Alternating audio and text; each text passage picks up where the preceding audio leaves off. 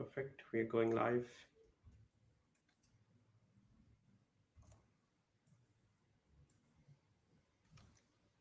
Hello, everyone. So, welcome for this next spotlight session. It's Mirror, Mirror on the Wall, which is the best project of them all. Balance in the art of science and art and science of decision making. And I just love this idea that decision making is somewhere in the middle. And I'm always very curious about how people make their decisions. And we have Mike Myers as a speaker for the spotlight session, and we will be having a panel discussion on this topic just after the presentation. Mike is a senior director at Eli Lilly, responsible for the team of experts that manage all of Lilly research laboratories due diligence activities with respect to in licensing, out licensing, and strategic partnering. I'm so glad we have such an experienced speaker to speak about this topic. So, Mike, the stage is yours. Well, thanks so much. It's really been entertaining listening in the last couple of days. So many great topics and speakers. And literally right up until about 5 minutes ago, I was adjusting my presentation to accommodate all the other words and concepts and topics that so many colleagues have touched on the last 2 days. I want to bring in perhaps a slightly different perspective. I work as part of the broader team of folks looking at external innovation. So I'm part of a search and evaluate and business development set of experts that really are full-time in assessing other people's innovation to incorporate into our portfolio. So there's a lot of opportunities all year long for getting set up for these sometimes very impactful and expensive kinds of business decisions. So I'm going to initially provide a little framing, talk a little bit about some philosophy, maybe some different twists on things that you've heard the last couple of days, and basically set up for the dialogue that follows this short seminar on art and science of decision making. Well, let me break some news. I think seen a lot of folks with a lot of experience presenting the last couple of days. I think when we all started in the industry more than 20 years ago, a lot of the innovation that got carried over the finish line was invented, developed, and marketed by the same company. Today, about 35% of the innovation approved by the FDA ends up being invented, developed, and carried over the finish line by the same company. So much of the innovation that's been carried over the finish line in the last several years has been acquired or licensed, or kind of the result of a collaboration, whether it's through development or co-commercialization. Take a snapshot in 2006. You can see 9 of the top 15 sellers were organic. That is, they were invented, developed, and carried over the finish line by the same company.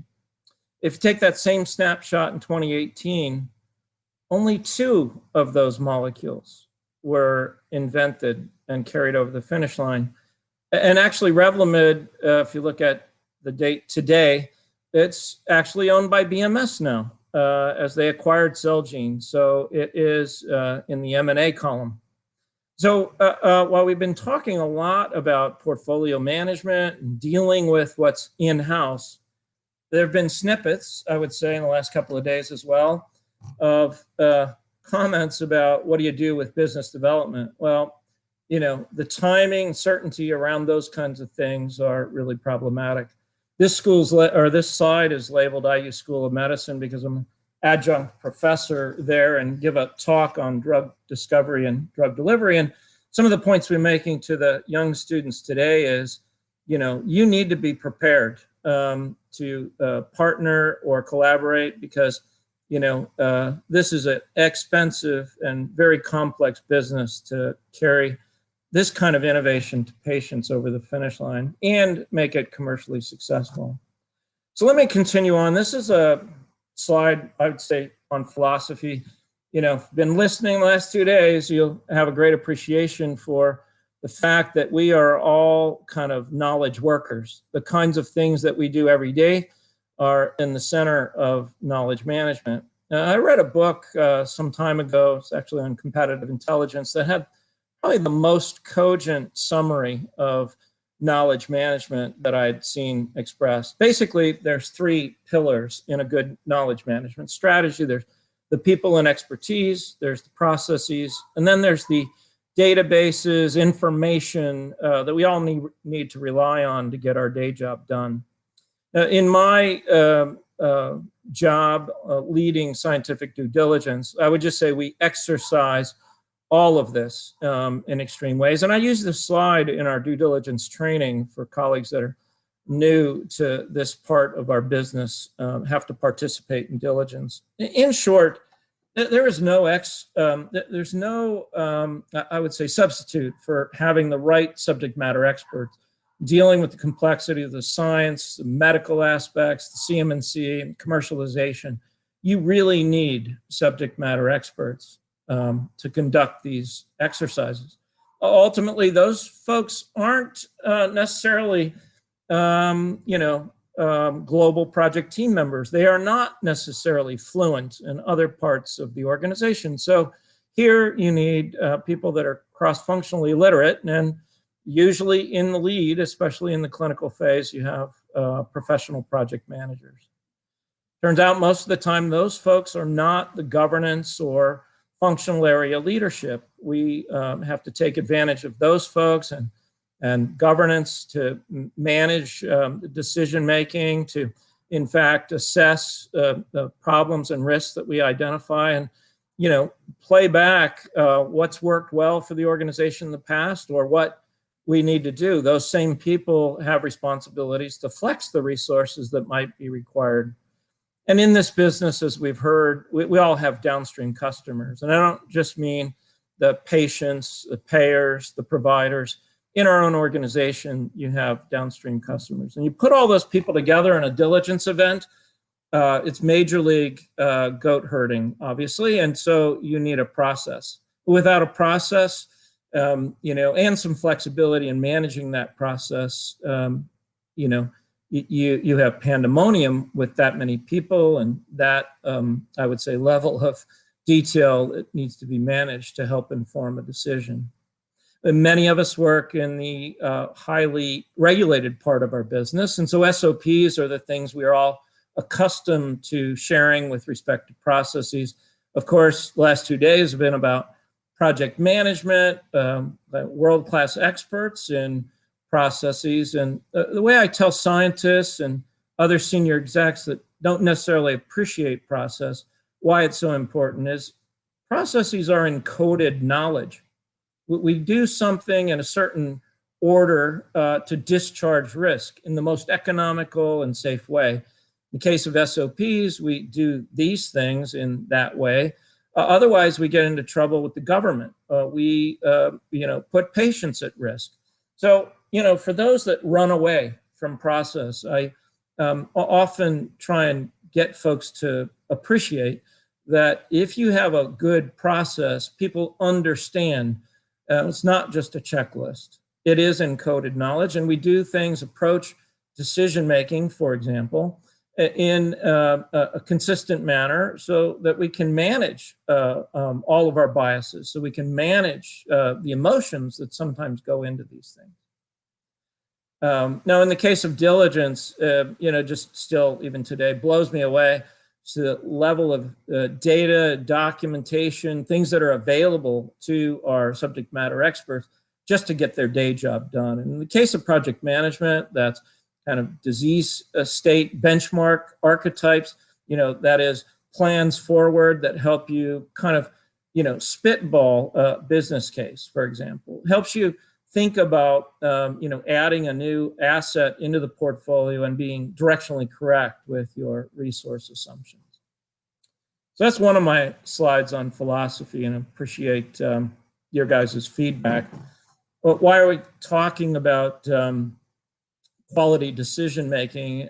Actually, was happy to learn several years back that Lilly was one of the recipients of this famous award from the Society of Decision Professionals. Basically, it's a group that focuses on kind of the science led by Professor Reifa and Howard. Reifa was at Harvard, Howard was at Stanford. These are two centers of excellence when it comes to quality decision making.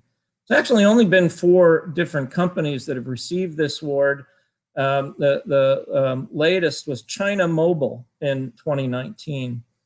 It's a pretty rigorous analysis that they conduct to even be eligible to apply for this award. And I would say, some of the colleagues that I've worked with that are now retired from Lilly, still present at Lilly, they have actually gone out to Stanford and taken a special series of training. And we have this, I would say, center of excellence of quality decision-making within Lilly. It's been there for better than 25 years. And these folks put on a day-and-a-half training, goes around kind of all of the key elements, inputs that are to be considered for quality decisions.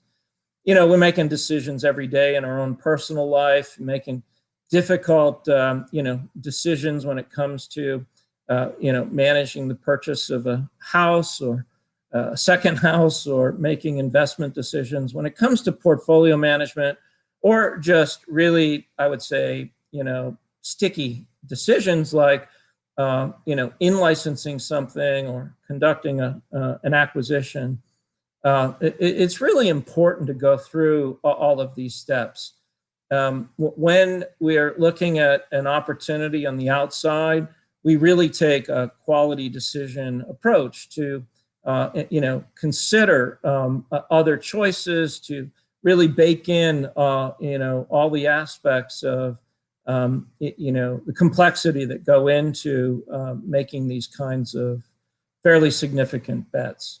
If you haven't taken any formal quality decision-making training, I think it would be self-serving.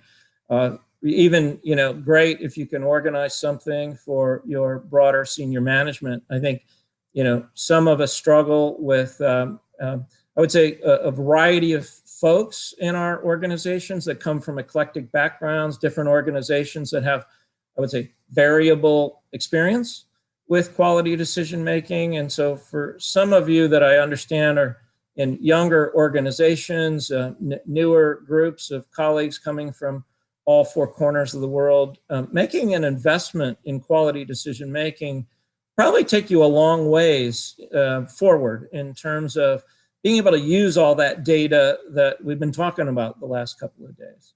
So I'm not going to belabor this or drill into, all of these elements, but really, this is in some ways the science that goes into, getting a group of people to align on quality decision.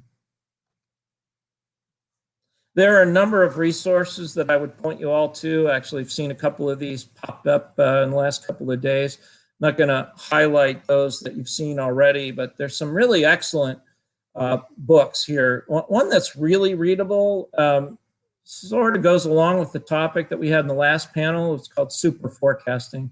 It's really a quick read, interesting approach. I'm not going to spoil it for you, but that one's a really good book. Of course, the Nobel Prize winning Daniel Kahneman wrote this really classic book, Thinking Fast and Slow. And this covers all of the major biases that we deal with when it comes to decision making. The last 4 books on the bottom, this is the art, actually, the art part of the equation. Edward Tufte is, he's a professor emeritus at Princeton. He talks a lot about kind of, visual presentation of data. Again, I'm not going to spoil it, but he has some beautiful books. They're not very long. I would suggest you go on to Amazon and get a set. it will take you a long time to get through it, because you can just sit and look at some of these pictures to imagine, what they're attempting to convey, or how smart they've packaged data in really excellent ways. We are in the business of, in some ways, selling governance on a scenario. Selling companies like my own on new innovation. We deal with PowerPoint slides every day, and some of it really is artful. Some of it's just straight data polluted with other junk. In some ways, this series of books by Tufte can help you navigate some of those biases that are introduced via some of the really professional graphics that we navigate. We're all talking about our internal portfolios the last couple of days, dealing with, the things that we own and control. However, when it comes to an innovation strategy, right, you look at this wheel, which Lilly's used in the past to articulate the different examples of areas where we play. We don't just have a portfolio of, discovery and development things and things that are actually commercialized that we're still working to expand indications around. When you look at our innovation strategy or any company, there are certainly all kinds of partnerships. You're working with venture capital, you're working with public-private partnerships to move the ball forward on things that you'd like to influence. You have strategic alliances, whether it's around discovery or development or other things. We have all kinds of engagement with academics, whether it's co-founders or, in fact, things that are, in essence, pre-competitive kinds of relationships. So companies like ours are managing not just our own internal portfolio, but an array of resources that are attempting to influence innovation on the outside of Lilly to the advantage of sometimes everybody that works in this business through our pre-competitive and public and private partnership kinds of investments of activities. I don't know what you're all doing to manage that. It can be an early warning system, frankly, for those things that could affect your internal portfolio decision-making with potential upcoming trade-offs. I'm not going to go through these pedantically, but when it comes to informing a decision on an external innovation asset, where I see in some ways an advantage, Lilly, is we do apply the same kinds of lens and discussions and tools to inform our understanding of probability of technical success, for example.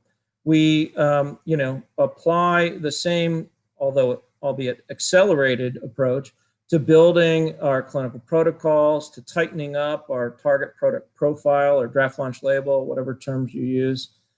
When it comes to development plan timelines, if in fact deal valuation is tight, we're often pushed to, accelerate or, take extra risks, which can be fine. But, if the deal valuation is that tight, these kinds of things create extra risks with respect to, I would say, supporting the deal decisions. And of course, when you find some issues and risks that are piling up on an opportunity, you're going to get pressure to tighten up your development timeline. So if you haven't already approached the construction of your timeline with that kind of a thought, there's going to be a do loop.